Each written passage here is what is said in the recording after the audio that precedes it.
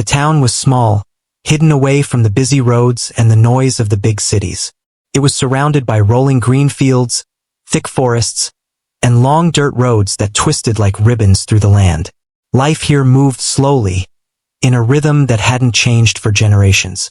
People woke up with the sun, worked hard through the day, and ended their evenings under star-filled skies. It was the kind of place where everyone knew each other's names, where neighbors helped neighbors, and where doors were rarely locked. For the people living there, this little town was more than just a place on a map. It was home, safe and steady. In the mornings, the sound of roosters crowing would echo through the quiet air, followed by the hum of tractors or the bark of dogs chasing after chickens. Farmers would already be in their fields, tending to crops or repairing old fences. Children would walk to a small schoolhouse at the edge of town, their backpacks bouncing as they laughed and shared secrets. Life was simple, sometimes hard, but full of warmth. Evenings were often spent sitting on porches, watching the sunset paint the sky with colors that no painter could capture. It was a life without luxury, but also without loneliness. There was something strong about the people of this town. They had grown up facing tough winters, storms that knocked down barns, and summers that dried up their fields. They were used to working with their hands, fixing broken engines, building with whatever tools they had, and making the best of what little they owned. Hardship was no stranger here, but it had made the people tougher, resourceful, and proud. They did not complain about their lives. They accepted them, and that acceptance gave them a quiet strength. Every family had a story. Some had been living in the town for generations, their great-grandparents among the first settlers who had cut down trees to make room for farms. Others had arrived later, running away from the noise of cities or searching for a place where life could be peaceful again. Together, they formed a community that was more like one big family. If someone's roof needed repair, neighbors showed up with hammers. If a family lost their harvest, others shared food. There was no question of turning away. It was simply how life worked here. The land around the town gave it a sense of mystery and adventure. There were deep woods where children dared each other to go at night, whispering about strange shadows and old legends. There were rivers where families went fishing, their lines dangling in the quiet water as they told stories. Some fields stretched so far that, on hot summer days, the air shimmered like glass. And at night, the sky was so clear that it felt like the stars themselves leaned close to listen to the people below. This was not just land. It was part of the people's identity. Though small and humble, the town had its pride. There was a little church that rang its bells every Sunday, a diner where people gathered for coffee and gossip, and a general store where you could buy anything from nails to homemade pies. Life centered around these places, and they were filled with laughter, arguments, and the comfort of routine. People often said that time seemed to move slower here, as if the outside world forgot about them. But the people liked it that way. For them, peace was not boring, it was a blessing. Children played freely in the fields, running barefoot and climbing trees until their hands were scratched and their knees were muddy. They caught fireflies in jars and told ghost stories by campfires. Teenagers dreamed of leaving for the big cities, but most of them returned later, realizing that the town's silence and honesty were worth more than crowded streets and bright lights. Elders often sat together, remembering how things used to be, telling tales of old struggles and victories, reminding the younger ones of where they came from. Yet, beneath all this peace, there was an invisible strength running through the community like an underground river. These people were not soldiers, but they were fighters in their own way. They had fought storms, poverty, and the loneliness of being forgotten by the rest of the world. They had faced broken harvests and rebuilt homes from ashes after fires. They had a kind of courage that did not need shouting or uniforms. It was in their patience, their unity, and their will to endure. No one in the town thought of themselves as warriors, but in their hearts, they carried the spirit of resilience. To outsiders, the town might have seemed fragile, just a small cluster of houses in the middle of nowhere. But to those who lived there, it was a fortress of memories, love, and survival. They believed nothing could truly threaten them, because they had each other, and that bond was stronger than any wall or weapon. If danger ever came to their door, they would face it together. Not because they wanted to fight, but because they would not let anyone take away the home they had built with their own hands. And so the town stood quietly, day after day, living in peace under skies that carried no warning of what was coming. The people had no idea that their strength, built silently over years of hardship, would soon be tested in a way none of them could imagine. They were living their ordinary lives, not knowing that the ground beneath their feet would soon become a battlefield, and their quiet streets would echo with the sounds of a war they never asked for. But for now, the town remained calm, filled with the simple joys of daily life, completely unaware that far above them, eyes from another world were already watching. It began on a night that seemed no different from the others. The town had gone quiet after a long day of work. The streets were empty, except for a few porch lights glowing faintly in the darkness. Crickets chirped in the grass, and the wind whispered through the tall trees at the edge of the fields. Families had gone inside, children were already asleep, and only a few people sat awake, sipping tea or rocking slowly in their chairs. No one knew that this ordinary night was about to become unforgettable. At first, it was just a strange glow in the sky. A farmer named Daniel was the first to notice it while checking on his cattle.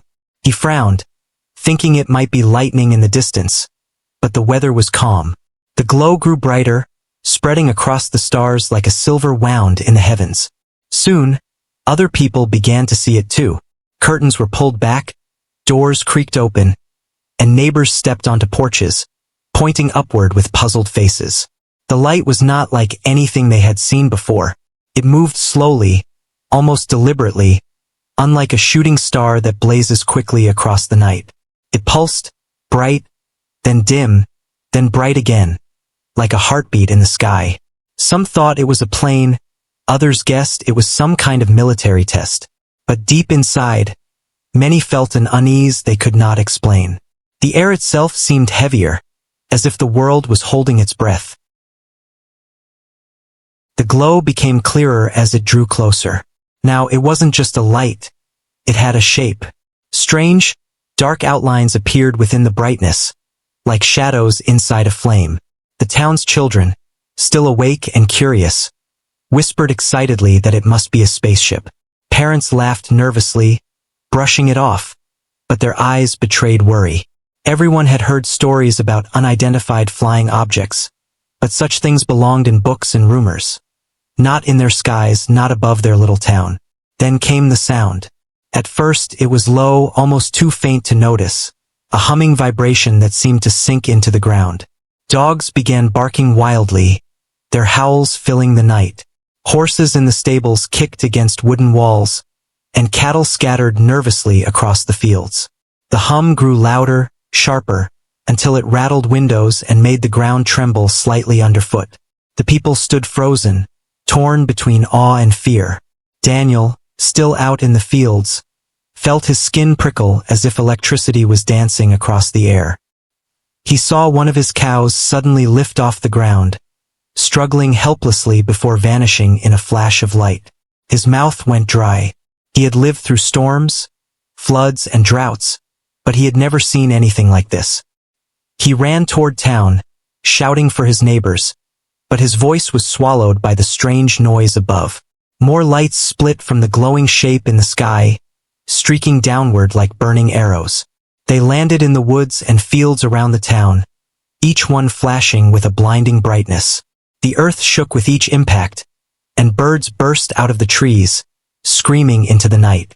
People gasped, some crossing themselves in prayer, others holding tightly to their loved ones. What was happening didn't belong to the natural world. It was something else, something that did not belong here. Strange beams of light began sweeping over the ground like searchlights. When the beams touched the barns and houses, the wood began to smoke as though it were burning, though there was no fire. In seconds, whole structures collapsed into ash. The townsfolk screamed and ran, but there was nowhere to go. The beams hunted them like predators in the night. Children clung to their parents, crying in confusion.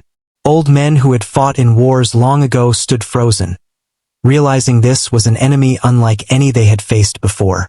Radios crackled and died, phones stopped working, and even car engines refused to start. It was as if some invisible hand had cut the town off from the world. The terror grew worse when the first of the machines appeared. Out of the smoke and light stepped tall, metallic shapes that gleamed like shadows made solid. Their limbs moved with eerie smoothness, their heads glowing with strange symbols. They were silent, yet their presence filled the air with dread. Wherever they walked, the ground seemed to tremble. The townsfolk could not understand what they were seeing. Were these soldiers, robots, or living creatures? None could tell. But one thing was clear: they were not from Earth. The people of the little town, who had lived their lives in peace and quiet, suddenly realized they were no longer alone in the universe. And the visitors had not come in peace. One by one, barns, homes, and fields were destroyed. Livestock vanished in flashes of light, tools melted like wax, and the old church bell cracked under the force of a beam that passed over it. Panic spread, but amid the chaos, a strange kind of strength began to stir. Neighbors shouted to each other, calling out names, making sure no one was left behind. Fathers grabbed whatever tools they could find, and mothers gathered children into their arms. The people had no weapons to match what they were facing, but they had courage, though they did not yet know how much it would cost them. By the end of the night, the town was no longer the same. The quiet, peaceful place that had stood for generations was now scarred with fire and ruin. Yet, within the hearts of its people, something powerful was being born. They had seen the impossible, and fear had shaken them to their bones. But survival was strong in their blood. They would not give up easily, no matter what had come down from the sky. The strange arrival had only just begun, and already the townsfolk understood. Their lives would never be the same again. Something far beyond their world had found them, and it wanted them erased. But the people of the little town would soon show that they were not so easy to erase. The first attack came without warning, and it came with a cruelty that no one in the town had ever imagined. Until that moment, many still believed what they were seeing was some strange natural event, or maybe a government experiment. Some even thought the glowing machines and flashing beams would pass by if the people stayed quiet and hidden. But the truth revealed itself in an instant. The visitors had not come to study, nor to talk. They had come to erase. It started with the diner at the corner of Main Street. The old building had been a meeting place for decades. That night, it was one of the first to fall. A beam of pale light swept across it, and the walls dissolved as though they were made of paper. Plates and cups clattered, then vanished with the tables and chairs. The signboard, which had once welcomed everyone in the town with the smell of hot coffee, crumbled to ash in seconds. People screamed as they saw it happen, and the truth struck their hearts like a hammer. This was not random. Their town was being targeted. Panic spread through the streets. Families rushed out of their homes, clutching whatever they could carry. Some carried children, others clutched bags of clothes or jars of food. But most carried nothing, just the fear pounding inside their chests.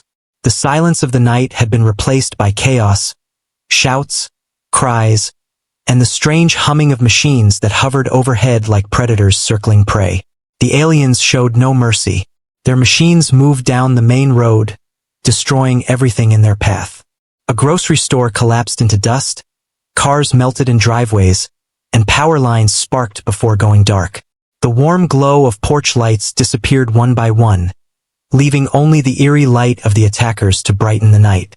Every familiar landmark of the town was being wiped away as though it had never existed. Daniel, the farmer who had first seen the lights, ran through the fields, his heart racing. He had seen one of the machines up close now. It was taller than any man, with legs that sank into the earth like spikes. Its body glowed with lines of blue light, and when it turned, its head emitted a strange clicking noise that made the air vibrate. Daniel had no weapon strong enough to face it, but instinct told him to fight, not to run. Still, he knew he needed others. Alone, he was nothing. Together, maybe they had a chance. Meanwhile, at the edge of town, a family tried to flee in their pickup truck. The father turned the key again and again, but the engine would not start. Whatever the machines had done to the air, it had silenced every piece of technology in the town. Radios were dead, phones were useless, cars would not run. It was as if the town had been dragged back 100 years in a single moment. With no other choice, The family grabbed their children and ran into the woods, their footsteps crunching on dry leaves, hoping the trees would hide them from the lights sweeping across the fields. The first brave act of resistance came from an old man named Henry, who had fought in wars long ago. He refused to run. Standing on his porch with his hunting rifle, he aimed at the nearest machine and pulled the trigger. The bullet struck, sparking against the alien metal, but the machine did not fall. Instead, it turned slowly, almost curiously, and raised its arm. A beam of light shot out, and Henry's house disappeared in a blast of heat. When the smoke cleared, there was nothing left. No man, no rifle, no porch, only blackened ground. People gasped in horror, but something else stirred inside them too. Henry had not been able to stop the machine, but he had dared to fight. His courage lit a fire in others. Men and women who had lived quiet lives began to pick up their old rifles, shotguns, bows, even kitchen knives. They had no illusions. They knew these tools were weak compared to what they were facing. But they also knew they could not just run and watch their town burn. The aliens continued their attack with mechanical precision. They tore through barns, flattening haystacks and scattering animals. They crushed fences, uprooted trees, and split the ground with their beams. Livestock vanished in flashes of light, as though they had been scooped away into the sky. To the attackers, the town was not a place filled with lives and memories. It was only a target to erase. But the townsfolk were not ready to surrender. In the woods, groups began to form, whispering plans. They knew every hidden trail, every hollow log, every cave where they had played as children. The aliens might have had their machines, but the people had their land, and they would use it. Mothers calmed their crying children, promising them safety, even though their own voices shook. Fathers held their rifles tighter, their jaws set with grim determination. They were farmers, hunters, and workers, not soldiers, but they were also survivors. By dawn, the town was unrecognizable. Smoke hung in the air, and ruins smoldered where homes once stood. The schoolhouse lay in ashes, the church bell lay cracked and broken, and the fields were torn open by craters. The people who had once lived in peace now huddled in the forest, watching their home burn. Fear gnawed at their hearts, but alongside it grew something stronger: anger. The first attack was meant to break them, to wipe away their hope along with their homes. Instead, it awoke something the invaders had not expected. The people of the small town were no longer thinking about survival alone. They were thinking about fighting back. The machines might be stronger, but the people had something greater than metal and light. They had grit, unity, and the will to defend what was theirs. The town had fallen, but the war for it had only just begun. When the sun rose the next morning, the town looked like a graveyard. Smoke still curled from the ruins, the smell of burned wood and ash hung heavy in the air, and the silence was broken only by the distant hum of alien machines moving across the land. The people who had survived huddled in the woods, shaken and heartbroken. Their homes were gone, their animals were gone, and their town had been torn apart in a single night. For a moment, fear sat like a stone in their chests. But soon, that fear began to change into something else: anger, pride, and a hard decision. They could not run forever. They would fight. The people were not trained soldiers, but they were not weak either. These were farmers who knew how to use every inch of land, hunters who could track a deer through thick forest, carpenters who could build and repair anything with their hands. They were tough, used to living through storms, hard winters, and years when crops failed. Life had taught them to survive with little, and now that same skill would become their strength. The aliens had expected an easy target, but instead they had awakened a community that refused to be erased. It started with the men and women gathering in small groups around campfires deep in the forest. They shared what little food they had, passed around rifles and shotguns, and talked in low voices about what to do next. Some wanted to keep running, but most shook their heads. "If we run, there will be nowhere left to hide," one farmer said. "If we fight, at least we fight for our home." Others nodded. They all knew the truth. This was not just about their little town anymore. If they did not stand here, the invaders would move on to the next town, and the next, until nothing was left. So they began to prepare. Old barns that had not been destroyed were turned into hiding places for weapons. Children were sent with their mothers to the deepest parts of the woods, where caves and old mining tunnels could shelter them. The men and women who stayed behind armed themselves with whatever they could find. Rifles, bows, shotguns, even axes and pitchforks were gathered. Tools that had once been used for farming now became weapons for survival. It was not much compared to the machines that had destroyed their town, but it was something. More importantly, the people had the land on their side. They knew the forest trails, the hidden gullies, the caves that had been forgotten by outsiders. They knew where rivers cut across the fields and where swamps could swallow a careless step. These were things the aliens could not understand. The townsfolk decided they would not face the machines head-on. Instead, they would fight like shadows, striking when the enemy least expected, and then vanishing back into the land. The first test came when 3 alien machines moved into the forest, their glowing limbs scanning the ground as if searching for survivors. The townsfolk lay hidden, waiting. One hunter, Tom, raised his old rifle and whispered a prayer before firing. The shot rang out, striking the side of a machine. The bullet barely scratched it, but the machine turned its glowing head toward the sound. That was when the others attacked. From the trees came arrows. From the ground came a burst of homemade explosives made from old fuel cans and nails. The blast rocked the machine, sending it stumbling. It did not fall, but it was slowed, and for the townsfolk that was enough. They vanished into the woods again, leaving the aliens confused, hunting shadows they could not catch. Word spread among the survivors.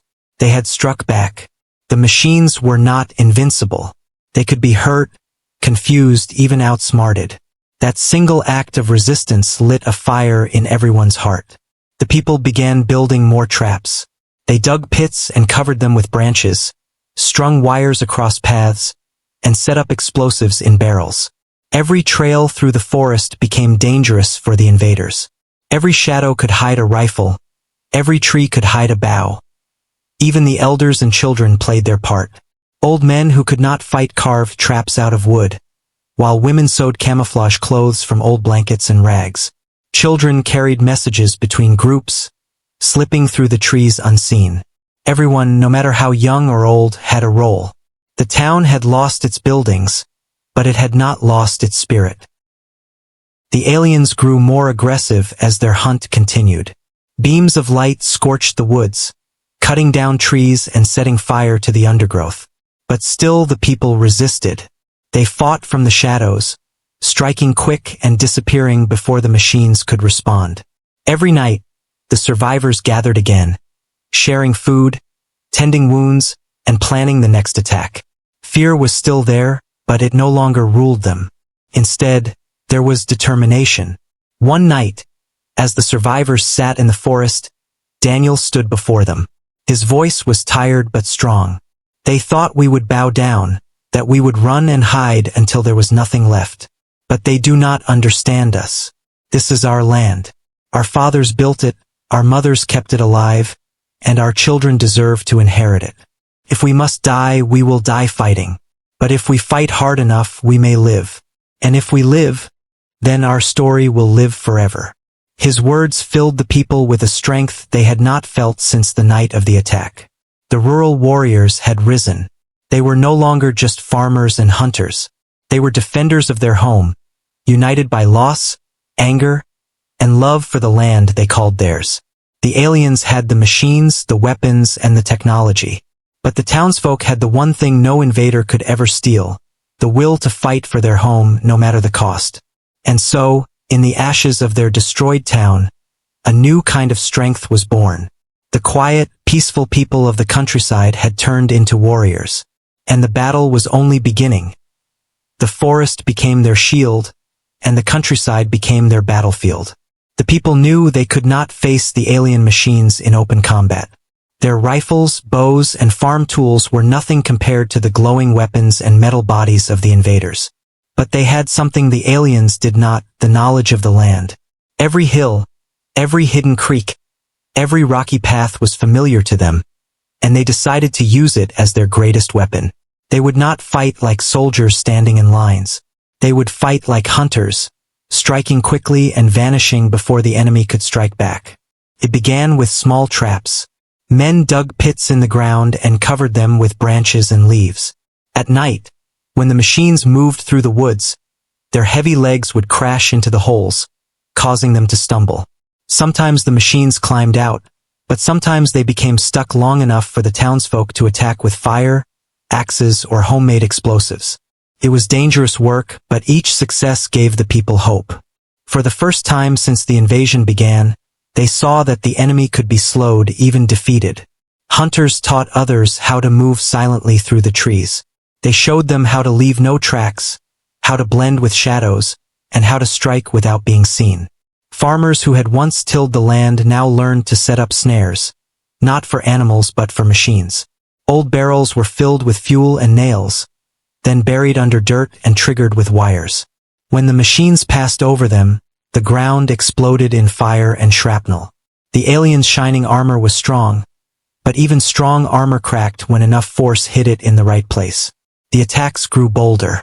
A group of townsfolk once hid inside an old barn that had somehow survived the first night of destruction.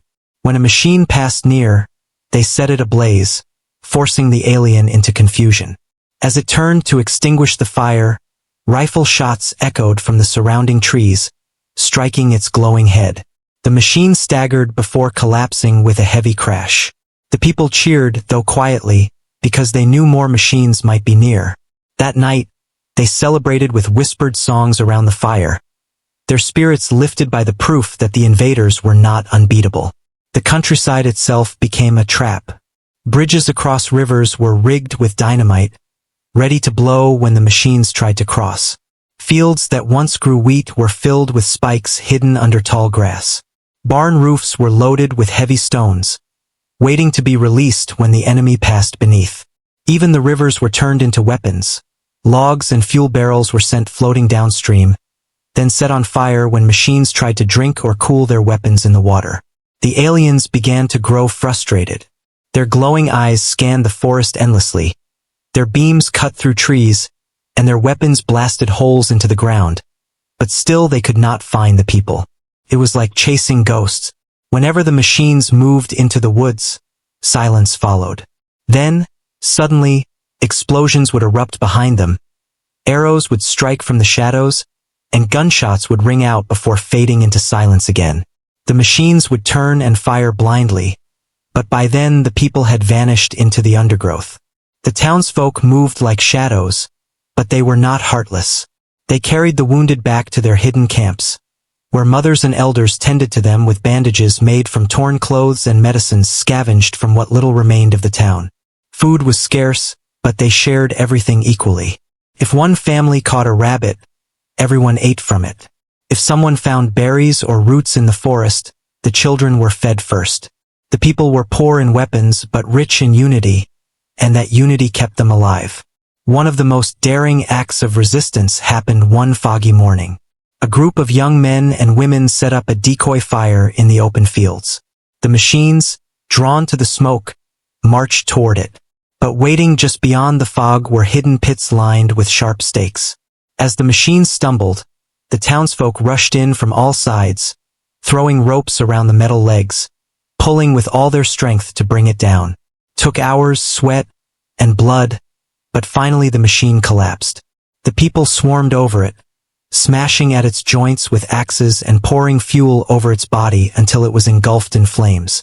When the fire finally died, only a twisted shell remained. The victory cost them dearly. Some were wounded, some killed, but it proved once again that courage could bring down giants. Even children played their part.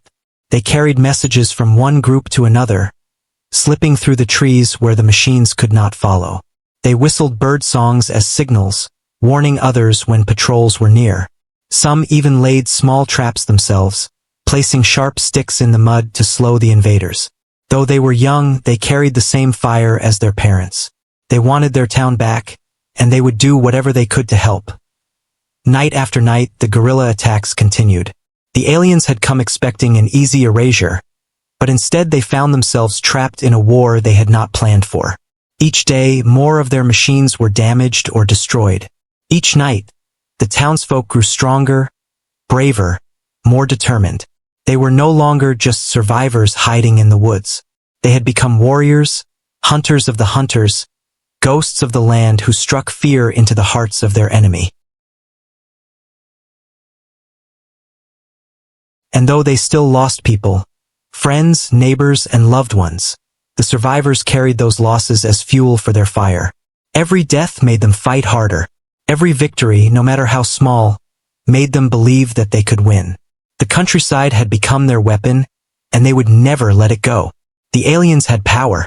The people had courage. And as the war stretched on, it became clear that courage could sometimes cut sharper than any weapon of steel or light. The war dragged on for days, and each day felt like a lifetime. The people were tired, hungry, and carrying the heavy weight of fear, but they refused to give up. They had fought back with traps, rifles, fire, and the land itself, and for the first time the aliens seemed uncertain. What was supposed to be a simple erasure had turned into a battle that the invaders were struggling to control. This was the turning point, the moment when the balance began to shift. The aliens had expected the people to scatter and surrender after their first attack. They thought no one would stand against their machines. But instead of breaking apart, the town grew stronger. Families who had lost everything joined hands with neighbors, and every new loss only hardened their will. The more the invaders tried to erase them, the more fiercely they fought. And soon, the aliens began to make mistakes. One morning, a group of machines marched into the forest to hunt the survivors. They moved in formation, beams of light sweeping across the trees. Normally, this would have forced the people to retreat deeper into hiding. But this time, the townsfolk waited in silence, ready. They had spent the night setting traps.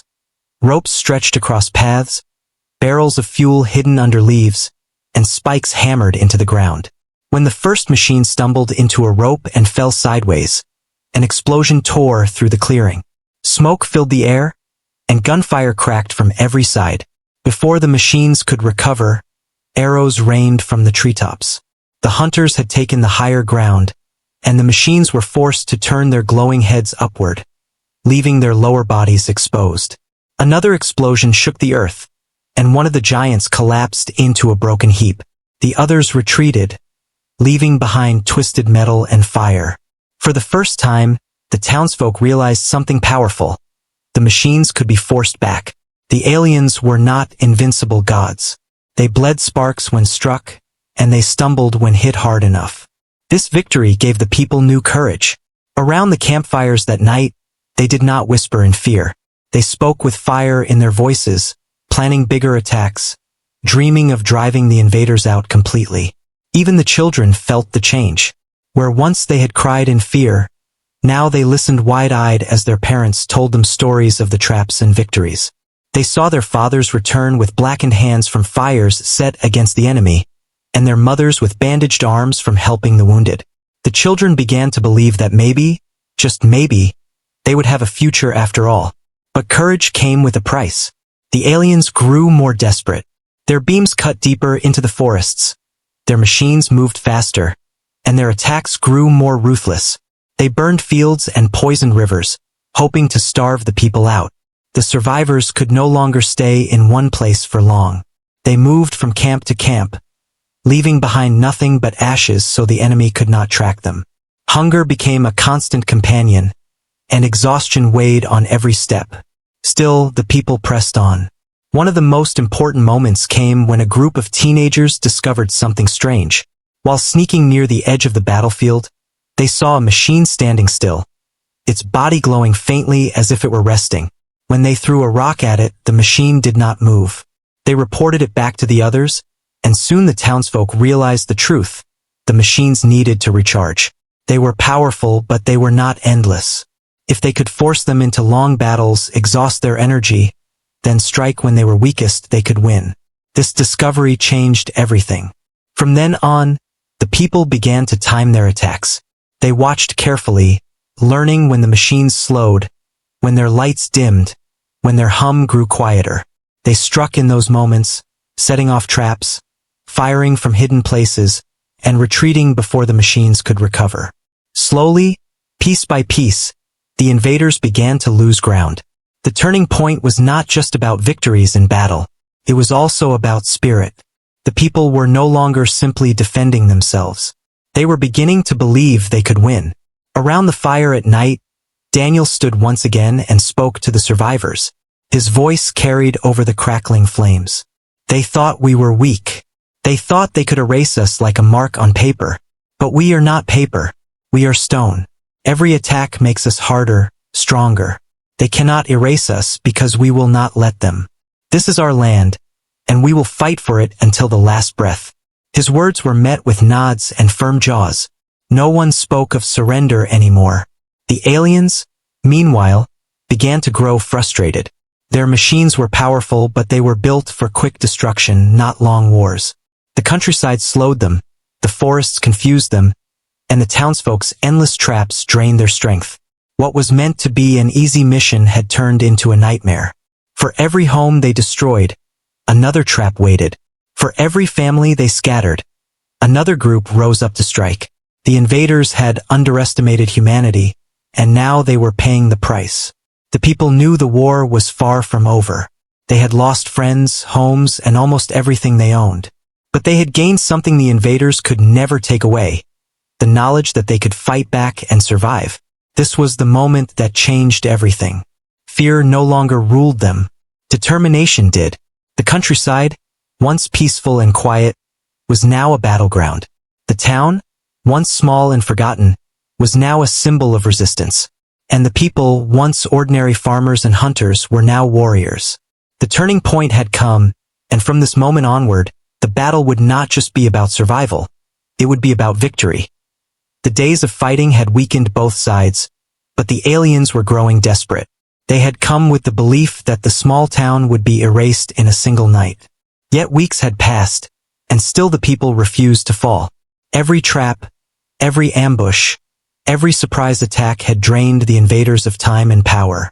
Finally, the aliens decided to end it once and for all. They prepared one last massive assault, gathering every machine, every weapon, and every ounce of strength they had left. The survivors could sense it coming. The forests were quieter than usual. The sky glowed strangely at night, and the earth seemed to tremble with the movements of alien machines gathering in the distance. Scouts returned with fearful news. This would not be another small raid. This would be a full invasion meant to wipe them out in a single strike. The people had no choice. They could not keep running, could not keep hiding. It was time for a final stand.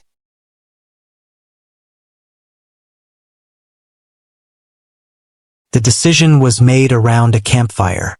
Men, women, and even the older children sat together, their faces lit by the flames. They were tired, bruised, and carrying scars from battles before, but their eyes were steady. Daniel, who had become the heart of their resistance, stood and spoke. "We cannot run anymore. If we scatter, they will hunt us down one by one until nothing is left. But if we stand together right here on our land, we have a chance. This is our home. Tonight we fight not only to survive, but to win." The people nodded. Some gripped old rifles, others held axes or bows. A few carried nothing but sharp farming tools. It did not matter. Each person was ready. They knew the aliens had better weapons, stronger machines, and advanced technology. But the humans had something greater. They had unity, the knowledge of their land, and the fierce determination to protect their families. That night, the townsfolk worked in silence, preparing traps across the fields and forests. They dug pits, lined them with sharpened stakes, and covered them with branches. They strung ropes across pathways, smeared oil across the ground to set ablaze later, and placed barrels of fuel in hidden spots. Old trucks were filled with explosives, ready to be rolled downhill as firebombs. Even the children helped, carrying supplies and whispering warnings when they spotted alien patrols nearby. Everyone had a role in the coming battle. When the dawn broke, the sky was filled with the humming sound of alien machines. The ground shook as towering war machines approached, their glowing eyes scanning the land. Strange crafts flew above, releasing beams of light that scorched the earth. The final attack had begun. The townsfolk waited in silence, hiding behind trees, inside barns, and deep within trenches. The air was thick with fear, but no one moved. They were waiting for the right moment. The first machine marched into the field, its heavy steps shaking the ground. As it reached the center, a signal rang out, a single rifle shot from Daniel. At once, chaos exploded. Barrels hidden in the grass burst into flames, sending fire across the field. Ropes snapped, dropping logs from the trees onto the machines. Gunfire cracked from every direction. Arrows whistled through the air, and the machines stumbled in confusion. The aliens had expected an easy slaughter, but instead, they walked into a storm of traps and ambushes. The battle raged across the countryside. An old barn exploded into flames as one of the fuel traps was triggered, collapsing onto a machine and crushing it. Hunters fired from the treetops, disappearing before the enemy could return fire. Families fought side by side, passing ammunition, tending wounds, and dragging the injured to safety. The aliens pushed harder. Beams of energy tore through the fields, setting trees ablaze and blasting holes into the earth. Yet every time they advanced, the townsfolk struck back. An old farmer drove his tractor, loaded with dynamite, straight into a cluster of machines, sacrificing himself to destroy them. A group of teenagers lured a machine onto a frozen riverbank, where the ice cracked and swallowed it whole. Acts of bravery and sacrifice filled the battlefield, each one proving that the people would never give up. Hours passed, and still the fight continued. The sky grew dark with smoke, and the air was filled with the roar of fire and the clash of battle. The aliens, despite their power, began to falter. Their machines slowed, their formations broke, and their once perfect strategy collapsed under the relentless resistance of the humans. The people, though battered and bloodied, refused to retreat. Every fallen comrade only fueled their rage. At the height of the battle, the aliens launched their strongest weapon, a massive war machine, larger than any the people had faced before. It towered over the battlefield, glowing with deadly energy, its every step shaking the earth. Fear rippled through the townsfolk, but Daniel rallied them. "This is it," he shouted. "If we bring this one down, the rest will fall." Together, they unleashed everything they had. Arrows, bullets, fire, and explosives rained upon the giant. Still, it pushed forward, blasting the ground with destructive beams. Just when it seemed unstoppable, the people sprung their final trap. They had dug a massive pit in the field, covered carefully with wood and soil. Daniel and a small group of fighters lured the machine toward it, firing and retreating, until the giant stepped forward, and the ground collapsed beneath it. With a deafening crash, the war machine fell, its body breaking apart as flames consumed it. A cheer erupted across the battlefield. The remaining aliens, stunned and weakened, began to retreat. One by one, their machines collapsed, either destroyed or abandoned. The people chased them no further. They had won. Against all odds, against a power far greater than their own, the small town had stood its ground and defeated the invaders. When silence finally fell, the countryside was unrecognizable. Fields were scorched, homes reduced to ashes, and the air smelled of smoke and metal. Yet the people stood tall, their weapons still in their hands, their eyes fierce with victory. They had lost much, but they had gained something priceless, the knowledge that they could fight back and win. That night, around the fire, there were no tears of fear. Instead, there were stories of bravery, laughter through exhaustion, and quiet songs of hope. The final stand had not only saved the town, it had proved that humanity, no matter how small or ordinary, could rise against the impossible and triumph. When the smoke of battle finally cleared and the last echo of gunfire faded into the hills, the town stood in silence. The land around them was scarred, the once green fields now blackened with ash, the air heavy with the smell of burning metal. Homes were shattered, barns lay in ruins, and many of the people carried wounds that would mark them for life. Yet in that silence, there was no despair. Instead, there was a quiet strength. The people knew that something greater than survival had been achieved. They had faced an enemy from the stars, an enemy with weapons and machines far beyond anything humanity had ever built, and still they had not been erased. They were alive, and more than that, they had won.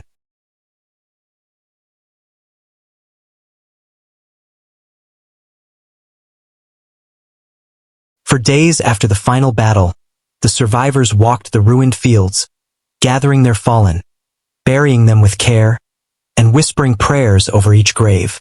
It was painful, but it also reminded them of what they had fought for. Every grave was proof of bravery. Every name carved into would a reminder that the aliens had not faced mere victims. They had faced warriors. The town was no longer just a quiet place where people lived simple lives. It had become a symbol of human resistance, a place where ordinary people had stood against the extraordinary and had not broken. News began to spread. At first, it was only to the nearby towns and villages. Travelers who came upon the wreckage of alien machines carried stories back to their homes. Soon, whispers turned into legends. A small town fought back, people would say, and the aliens lost. These words gave hope to others who had lived in fear, unsure if humanity could ever stand against such power. If farmers, hunters, and children could bring down war machines, then perhaps the rest of humanity had a chance too. Children of the town grew up hearing these stories told around fires and in classrooms rebuilt from rubble. They learned about Daniel and the hunters, about the farmer who drove his tractor into a machine, about the teenagers who tricked a giant into falling through the ice. These names became heroes in their eyes, not because they were soldiers or trained warriors, but because they were ordinary people who had chosen to fight when it mattered most. Parents would point to the broken remains of alien weapons displayed at the edge of the town and say, "This is what happens when you protect what you love. This is what courage looks like." As the years passed, the town rebuilt itself. New homes rose where ashes once lay, stronger and sturdier than before. Fields bloomed again, green and alive, though scars of battle remained. Burnt patches of land where nothing would grow, strange craters left by alien weapons, and rusting pieces of machines too heavy to move. These scars were not hidden or forgotten. Instead, they became reminders. Every time the people walked past them, they remembered what had been won, and at what cost. The memory of the battle changed the people too. They no longer thought of themselves as just farmers or townsfolk. They knew now that deep inside every one of them lived a fighter. This belief gave them confidence, pride, and a unity stronger than ever before. Disagreements that once seemed big now felt small compared to what they had faced together. They were no longer just neighbors. They were brothers and sisters who had fought for each other's lives. The story of the small town spread far beyond the region. Travelers and writers came to record it, turning the people into legends across the land. In distant cities, soldiers studied their tactics, amazed at how traps, clever thinking, and sheer determination had defeated an advanced enemy. The battle became a lesson. Strength was not only in technology but in willpower, creativity, and unity. But perhaps the most powerful legacy was the change in how humanity saw itself. Before, many had feared the aliens as unstoppable gods, beings too advanced to fight. After the town's victory, people realized the truth.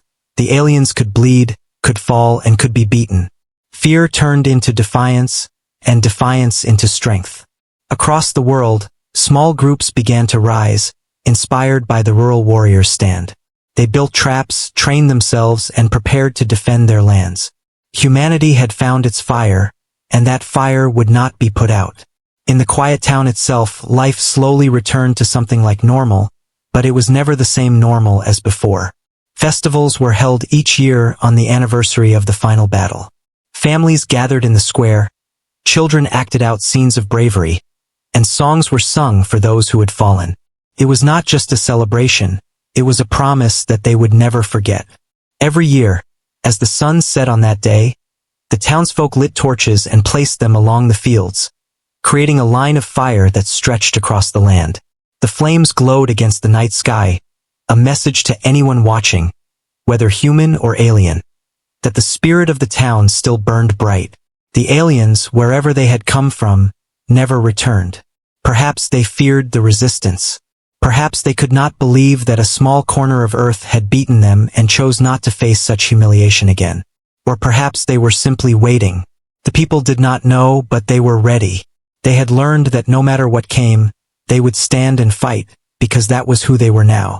Years later, when elders told the story, they always ended it the same way.